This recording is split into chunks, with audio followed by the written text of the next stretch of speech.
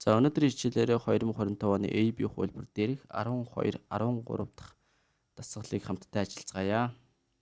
За дэлгэцэн дээр бол 12 дахь дасгал гарч ирсэн байна. За тохиолдлыг бол бид нар 11 дахь дасгалынхаа хүрээнд бол уншсан. За дахиад уншвал за Солонгос суднаач нар Монгол улсыг зорин аялахаар иржээ гэж байна. За энэхүү аялал нь зүгээр ч нэг аялал биш, харин Монгол улсын соёл, түүний үүсэл хөгжил болон соёлын үйлдвэрлэлийн тухай судлахаар ирсэн соёл судлаачид юм аа.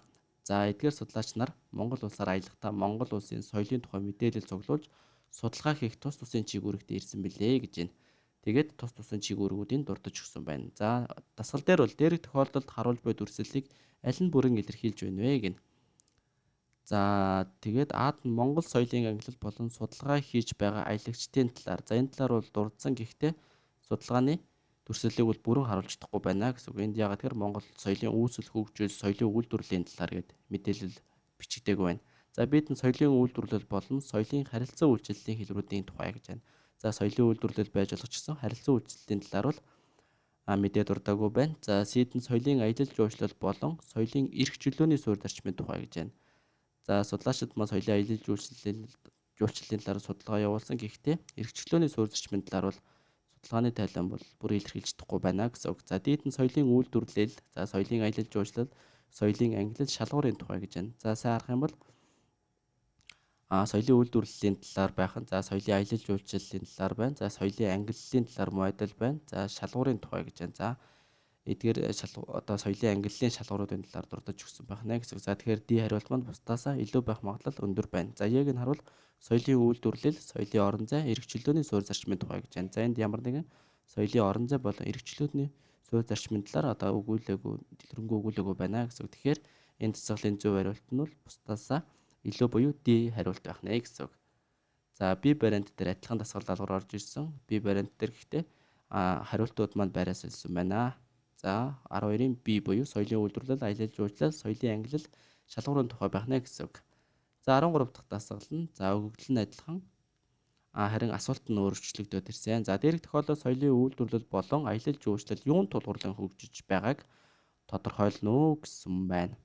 За Аад нь Монгол улсын соёлын аялал жуулчлал баримталдаг зарчим болон соёлын аялал жуулчлалын төрөл төсвөлийн хөгжиж байна гэнэ. За энэ соёлын аялал жуулчлал баримталдаг зарчмын талаар бол өгүүлээгүй. Тэгэхээр биш байх нь. За соёлын үйлдвэрлэл болон аялал жуулчлалын ач холбогдол түшиглэн хөгжиж байгаагаа харуулж байна гэнэ. За соёлын үйлдвэрлэлийн талаар дурдсан. Гэхдээ соёлын аялал жуулчлалын ач холбогдлолд түшиглэн хөгжиж байна гэдэг талаар бол ерөнхийдөө дурдж өгөөгүй байна. Тэгэхээр би биш байх нь. За Сид нь Монгол улсын үүсэл хөгжил. За Монгол улсын үүсэл хөгжил за гэж байна. За соёл нь түүний үүсэл хөгжил гэж байна. За орж болж байна. За соёлын үйлдвэрлэл гэж байна. За соёлын үйлдвэрлэлийн тухай судалгаар ирсэн гэж. За эхний хоёр өгөгдөлд таарж байна. За мөн судлаачдын эрэлт хэрэгцээний түшиглэл хөгжиж байна гэнэ. За эдгээр судлаачид маань Монгол улсын соёлын талаарх олон талын соёлын шалгуурын дагуу олон талын чиглэлээр судалгаа явуулах эрэлт хэрэгцээтэй байсан учраас бол C хариулт маань AB-г бол илүү өндөр зөв байх магадлалтай байна. За дээд нь Монгол улсын 2015 онд батлагдсан соёлын үйлдвэрлэлийн үндэсний хөтөлбөр түшиглэн хөгжиж байна гэнэ.